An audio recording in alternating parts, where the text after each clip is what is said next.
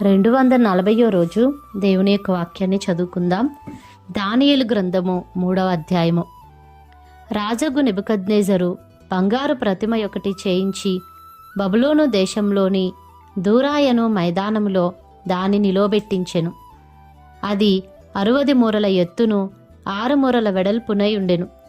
రాజగు నెబుకద్నెజరు అధిపతులను, సేనాధిపతులను, సంస్థానాధిపతులను, మంత్రులను, ఖజానాదారులను, ధర్మశాస్త్ర విధాయకులను, న్యాయాధిపతులను, సంస్థానములలో ఆధిక్యము వహించిన వారినందరినీ సమకూర్చుటకును రాజగు నెబుకద్నెజరు నిలబెట్టించిన ప్రతిమ యొక్క ప్రతిష్టకు రప్పించుటకును దూతలను పంపించగా, ఆ అధిపతులను, సేనాధిపతులను, సంస్థానాధిపతులను, మంత్రులను, ఖజానాదారులను, ధర్మశాస్త్ర విధాయకులను, న్యాయాధిపతులను, సంస్థానములలో ఆధిక్యము వహించిన వారందరూ రాజగు నెబుకద్నెజరు నిలబెట్టించిన ప్రతిమ యొక్క ప్రతిష్టకు కూడివచ్చి రాజగు నెబుకద్నెజరు నిలబెట్టించిన ప్రతిమ ఎదుట నిలిచుండిరి.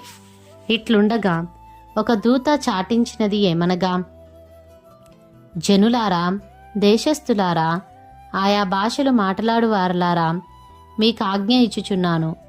ఏమనగా, బాకా, పిల్లంగ్రోవి, పెద్ద వీణె, సింఫోనియా, వీణె, విపంచిక, సకల విధములగు వాద్యధ్వనులు మీకు వినబడినప్పుడు రాజకు నెబుకద్నెజరు నిలబెట్టించిన బంగారు ప్రతిమ ఎదుట సాగిలపడి నమస్కరించుడి. సాగిలపడి నమస్కరింపని వాడెవడో వాడు మండుచున్న అగ్నిగుండంలో తక్షణమే వేయబడును. సకల జనులకు బాకా, పిల్లంగ్రోవి, పెద్ద వీణె, వీణె, సింఫోనియా, విపంచిక, సకల విధములగు వాద్యధ్వనులు వినబడగా ఆ జనులను, దేశస్థులను, ఆయా భాషలు మాట్లాడువారును సాగిలపడి రాజగు నెబుకద్నెజరు నిలబెట్టించిన బంగారు ప్రతిమకు నమస్కారము చేసిరి. ఆ సమయమందు కల్దీలలో కొందరు ముఖ్యులు వచ్చి యూదులపైనే కొండెములు చెప్పి రాజుకు నెబుకద్నెజరు నొద్ద ఇలాగు మనవి చేసిరి. రాజు చిరకాలము జీవించునుగాక. రాజా, తాము ఒక కట్టడ నియమించెదరి. ఏదనగా, బాకాను, పిల్లంగ్రోవిని, పెద్ద వీణెను, వీణెను, విపంచికను, సింఫోనియను, సకల విధములకు వాద్యధ్వనులను విను ప్రతివాడు సాగిలపడి ఆ బంగారు ప్రతిమకు నమస్కారము చేయవలెను. సాగిలపడి నమస్కరింపని వాడెవడో వాడు మండుచున్న అగ్నిగుండంలో వేయబడును. రాజా, తాము షద్రకు, మేషాకు, అబేద్నెగో అను 3 యూదులను బబులోను దేశంలోని రాజకార్యములు విచారించుటకు నియమించితిరి. ఆ మనుష్యులు తమరి ఆజ్ఞను లక్ష్యపెట్టలేదు, తమరి దేవతలను పూజించుటలేదు, తమరు నిలవబెట్టించిన బంగారు ప్రతిమకు నమస్కరించుటయే లేదు అనిరి. అందుకు నెబుకద్నెజరు అత్యాగ్రహమును, రౌద్రమును గలవాడై షద్రకును, మేషాకును, అబేద్నెగోను పట్టుకొని రండని ఆజ్ఞ అయ్యగా, వారు ఆ మనుషులను పట్టుకొని రాజసన్నిధికి తీసుకుని వచ్చిరి. అంతటా నెబుకద్నెజరు వారితో ఇట్లనెను, షద్రకు, మేషాకు, అబేద్నెగో, మీరు నా దేవతను పూజించుటలేదనియు నేను నిలవబెట్టించిన బంగారు ప్రతిమకు నమస్కరించుటలేదనియు నాకు వినబడినది. అది నిజమా? బాకాను, పిల్లంగ్రోవిని, పెద్ద వీణెను, వీణెను, సింఫోనియను, విపంచికను, సకల విధములగు వాద్యధ్వనులను మీరు విను సమయంలో సాగిలపడి నేను చేయించిన ప్రతిమకు నమస్కరించుటకు సిద్ధముగా ఉండిన ఎడల సరే, మీరు నమస్కరింపని ఎడల తక్షణమే మండుచున్న వేడిమి గల అగ్నిగుండంలో మీరు వేయబడుదురు. నా చేతిలో నుండి మిమ్మును విడిపింపగల దేవుడెక్కడనున్నాడు? షద్రకును, మేషాకును, అబేద్నెగోయు రాజుతో ఇలాగు చెప్పిరి. నెబుకద్నెజరు, ఇందును గురించి నీకు ప్రత్యుత్తరం ఇయ్యవలన చింత మాకు లేదు. మేము సేవించుచున్న దేవుడు మండుచున్న వేడిమి గల ఈ అగ్నిగుండంలో నుండి మమ్మను తప్పించి రక్షించుటకు సమర్థుడు. మరియు నీ వశంన పడకుండా ఆయన మమ్మును రక్షించును. ఒకవేళ ఆయన రక్షింపకపోయినను రాజా, నీ దేవతలను మేము పూజింపమనియు నీవు నిలవబెట్టించిన బంగారు ప్రతిమకు నమస్కరింపమనియు తెలుసుకొనుము. అందుకు నెబుకద్నెజరు అత్యాగ్రహము నొందినందున శద్రకు, మేషాకు, అబేద్నెగోయను వారి విషయంలో ఆయన ముఖము వికారమాయను గనుక గుండము ఎప్పటికన్నా 7 అంతలు వేడిమిగా చేయుమని ఆజ్ఞ ఇచ్చెను. మరియు తన సైన్యంలో నుండు బలిష్ఠులలో కొందరిని పిలువనంపించి శద్రకును, మేషాకును, అబేద్నెగోను బంధించి వేడిమి కలిగి మండుచున్న ఆ గుండంలో వేయుడని ఆజ్ఞ ఇయ్యగా వారు వారి అంగీలను, నిలువుటంగీలను, పైవస్త్రములను, తక్కిన వస్త్రములను తీయకయే యున్నపాటున ముగ్గురుని వేడిమి కలిగి మండుచున్న ఆ గుండము నడుమ పడవేసిరి. రాజాజ్ఞ తీవ్రమైనందునను గుండము మిక్కిలి వేడిమి గలదైనందునను శద్రకు, మేషాకు, అబేద్నెగోలను విసిరివేసిన ఆ మనుష్యులు అగ్నిజ్వాలల చేత కాల్చబడి చనిపోయిరి. శద్రకు, మేషాకు, అబేద్నెగోయను ఆ ముగ్గురు మనుష్యులు బంధింపబడిన వారై వేడిమి కలిగి మండుచున్న ఆ గుండంలో పడగా రాజుగు నెబుకద్నెజరు ఆశ్చర్యపడి తీవ్రముగా లేచి, మేము ముగ్గురు మనుషులను బంధించి ఈ అగ్నిలో వేసితిమి గదాయని తన మంత్రులనడిగెను. వారు, రాజా, సత్యమే అని రాజుతో ప్రత్యుత్తరం ఇచ్చిరి. అందుకు రాజు, నేను 4 మనుష్యులు బంధకములు లేక అగ్నిలో సంచరించుట చూచుచున్నాను. వారికి హాని ఏమీ కలుగలేదు. 4వ వాని రూపము దేవతల రూపమును పోలినదని వారికి ప్రత్యుత్తరమిచ్చెను. అంతట నెబుకద్నెజరు వేడిమి కలిగి మండుచున్న ఆ గుండము వాకిలి దగ్గరకు వచ్చి శద్రకు, మేషాకు, అబేద్నెగోయను వారలారా, మహోన్నతుడగు దేవుని సేవకులారా, బయటికి వచ్చి నా యొద్దకు రండని పిలువగా శద్రకు, మేషాకు, అబేద్నెగో ఆ అగ్నిలో నుండి బయటికి వచ్చిరి. అధిపతులను, సేనాధిపతులను, సంస్థానాధిపతులను, రాజు యొక్క ప్రధాన మంత్రులను కూడి వచ్చి ఆ మనుషులను పరీక్షించి వారి శరీరములకు అగ్ని ఏ హాని చేయకుండుటయు, వారి తల వెంట్రుకలలో ఒకటైనను కాలిపోకుండుటయు, వారి వస్త్రములు చెడిపోకుండుటయు, అగ్ని వాసన అయినను వారి దేహములకు తగులకుండుటయు చూచిరి. నెబుకద్నెజరు శద్రకు, మేషాకు, అబేద్నెగోయను వీరి దేవుడు పూజార్హుడు. ఆయన తన దూతనంపి తన్నాశ్రయించిన దాసులను రక్షించెను. వారు తమ దేవుని గాక మరి ఏ దేవునికి నమస్కరింపకయు, ఏ దేవుని సేవింపకయు ఉందుమని తమ దేహములను అప్పగించి రాజు యొక్క ఆజ్ఞను వ్యర్థపరిచిరి. కాగా నేనొక శాసనము నియమించుచున్నాను. ఏదనగా ఈ విధముగా రక్షించుటకు సమర్థుడగు దేవుడుగాక మరి ఏ దేవుడునూ లేడు. కాగా ఏ జనులలో గాని, రాష్ట్రంలో గాని, ఏ భాష మాట్లాడు వారిలో గాని శద్రకు, మేషాకు, అబేద్నెగోయను వారి దేవుని ఎవడు దూషించునో వాడు తుత్తునీలుగా చేయబడును.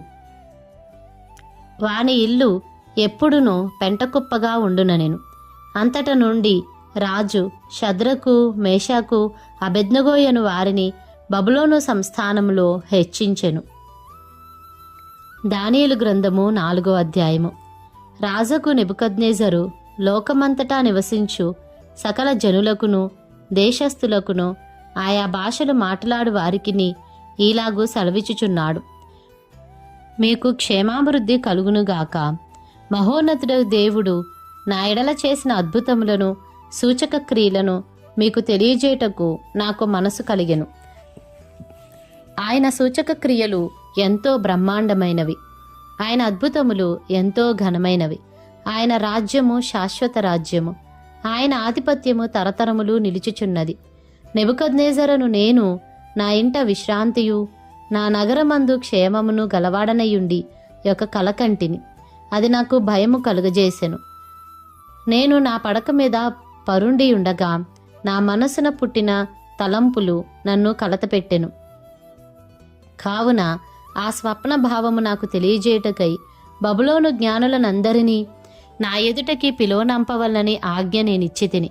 శకునగాండ్రును, గారడి విద్య గలవారును, కల్దీయులును, జ్యోతిష్యులను నా సన్నిధికి రాగా నేను కనిన కలను వారితో చెప్పితిని గాని వారు దాని భావమును నాకు తెలుపలేకపోయిరి. కడపట బెల్తెషాజరును నా దేవత పేరును బట్టి బిరుదు పొందిన దానియేలును వాడు నా ఎదుటికి వచ్చెను. పరిశుద్ధ దేవతల ఆత్మ అతని అందుండెను. కావున నేనతనికి నా కలను చెప్పితిని. ఎట్లనగా, శకునగాండ్ర అధిపతియగు బెల్తెషాజరు, పరిశుద్ధ దేవతల ఆత్మని అందున్నదనియు ఏ మర్మము నిన్ను కలతపెట్టదనియు నేనెరుగుదును గనుక నేను కనిన కలయు దాని భావమును నాకు తెలియజెప్పుము. నేను నా పడక మీద పరుండియుండగా నాకు ఈ దర్శనములు కలిగెను. నేను చూడగా భూమి మధ్యను మిగుల ఎత్తుగల యొక్క చెట్టు కనబడెను. ఆ చెట్టు వృద్ధి పొంది బ్రహ్మాండమైన దాయెను. దాని పైకొమ్మలు ఆకాశమున కంటున్నంత ఎత్తుగాను, దాని ఆకారము భూతలమంత విశాలముగాను ఉండెను. దాని ఆకులు సొగసుగాను, దాని పండ్లు విస్తారముగాను కనబడెను. అందులో సమస్త జీవకోట్లకు చాలునంత ఆహారముండెను. దాని నీడను అడవి జంతువులు పండుకొనెను. దాని కొమ్మలలో ఆకాశ పక్షులు కూర్చుండెను. సకల మనుషులకు చాలునంత ఆహారము దాని యందుండెను. మరియు నేను నా పడక మీద పండుకొని ఉండి నా మనసునకు కలిగిన దర్శనములను చూచుచుండగా జాగరూకుడగు ఒక పరిశుద్ధుడు ఆకాశం నుండి దిగివచ్చి ఈలాగు బిగ్గరగా ప్రకటించెను. ఈ చెట్టును నరికి దాని కొమ్మలను కొట్టి దాని ఆకులను తీసివేసి దాని పండ్లను పారవేయుడి. పశువులను దాని నీడ నుండి తోలివేయుడి. పక్షులను దాని కొమ్మల నుండి ఎగరగొట్టుడి. అయితే అది మంచునకు తడిసి పశువుల వలె పచ్చికలో నివసించినట్లు దాని మొద్దును ఇనుము ఇత్తడి కలిసిన కట్టుతో కట్టించి పొలంలోని గడ్డి పాలగునట్లు దానిని భూమిలో విడువుడి. 7 కాలములు గడుచు వరకు వానికున్న మానవ మనసునకు బదులుగా పశువు మనసు వానికి కలుగును. ఈ ఆజ్ఞ జాగరూకులగు దేవదూతల ప్రకటనను అనుసరించి జరుగును. నిర్ణయమైన పరిశుద్ధుల ప్రకటనను అనుసరించి సంభవించును.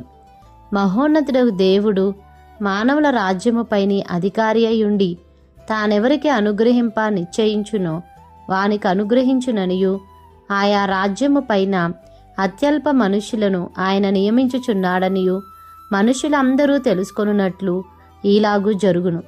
బెల్తెషాజరు, నెబుకద్నెజరును నాకు కలిగిన దర్శనము ఇదే. నీవు తప్ప నా రాజ్యంలో మరి ఏ జ్ఞానియు దాని భావమో నాకు చెప్పనేరడు. నీ యందు పరిశుద్ధ దేవతల ఆత్మయున్నది గనుక నీవే దానిని చెప్ప సమర్థుడనంటిని. అందుకు బెల్తెషాజరును దానియేలు 1 గంటసేపు అతి విస్మయము నొంది మనస్సునందు కలవరపడగా, రాజు, బెల్తెషాజరు, ఈ దర్శనము వలన గాని దాని భావము వలన గాని నీవు కలవరపడకుము అనెను. అంతటా బెల్తెషాజరు, నా ఏలినవాడా, ఈ దర్శన ఫలము తమరిని ద్వేషించు వారికి కలుగునుగాక. దాని భావము తమరి శత్రువులకు చెందునుగాక. తాము చూచిన చెట్టు వృద్ధి నొంది బ్రహ్మాండమైన దాయను. దాని పైకొమ్మలు ఆకాశమున కంటున్నంత ఎత్తుగాను, దాని ఆకారము భూతలమంత విశాలముగాను ఉండెను. దాని ఆకులు సొగసుగాను, దాని పండ్లు విస్తారములుగాను కనబడెను. అందులో సమస్త జీవకోట్లకు చాలినంత ఆహారముండెను. దాని నీడను అడవి జంతువులు పండుకొనెను. దాని కొమ్మలలో ఆకాశ పక్షులు కూర్చుండెను గదా. రాజా, ఆ చెట్టు నిన్ను సూచించుచున్నది. నీవు వృద్ధి పొంది మహాబలము గలవాడవైతివి. నీ ప్రభావము వృద్ధి నొంది ఆకాశమంతా ఎత్తాయెను. నీ ప్రభుత్వము లోకమంతటా వ్యాపించియున్నది. చెట్టును నరుకుము, దాని నాశనము చేయుము గాని దాని మొద్దును భూమిలో ఉండనిమ్ము. ఇనుము ఇత్తడిని కలిసిన కట్టుతో 7 కాలములు గడుచు వరకు పొలములోని పచ్చికలో దాన్ని కట్టించి ఆకాశపు మంచుకు తడవనిచ్చి పశువులతో పాలు పొందనిమ్మని జాగరూకుడగు ఒక పరిశుద్ధుడు పరలోకం నుండి దిగివచ్చి ప్రకటించుట నీవు వింటివి గదా. రాజా, ఈ దర్శన భావమేదనగా, సర్వోన్నతుడగు దేవుడు రాజగు నా ఏలినవాని గూర్చి చేసిన తీర్మానమేదనగా, తమ యొద్ద నుండకుండా మనుషులు నిన్ను తరుముదురు. నీవు అడవి జంతువుల మధ్య నివాసము చేయుచు పశువుల వలె గడ్డి తినిదవు. ఆకాశపు మంచు నీ మీద పడి నిన్ను తడుపును. సర్వోన్నతుడగు దేవుడు మానవుల రాజ్యము పైన అధికారి అయి ఉన్నాడనియు తానెవనికి దానిని అనుగ్రహింప నిశ్చయించునో వానికి అనుగ్రహించుననియు నీవు తెలుసుకొని వరకు 7 కాలములు నీకీలాగు జరుగును.